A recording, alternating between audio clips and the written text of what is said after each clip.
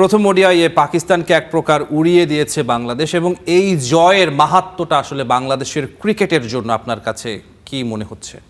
ধন্যবাদ পেয়ার।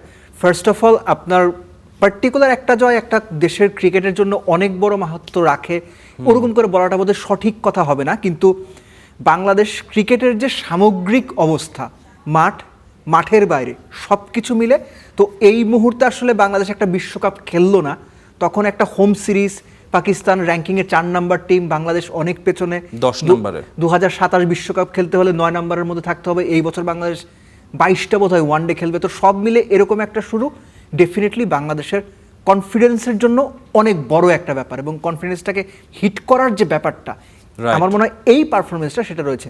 এবং একই সঙ্গে আপনি ডেফিনেটলি হয়তো নাহিদ রানার আলোচনাতে আসবেন, সো ওই আলোচনাতে যাবার আগে একটা ব্যাপার অবশ্যই বলতে হয় যে বাংলাদেশ লাস্ট 6টা সিরিজ যদি আপনি দেখেন, আমি বৈশ্বিক টুর্নামেন্ট বাদ দিয়েই বলছি, চ্যাম্পিয়ন্স ট্রফি বাদ দিয়েই বলছি, বাংলাদেশ কিন্তু 6টার মধ্যে 5টাই সম্ভবত সিরিজ হেরেছে।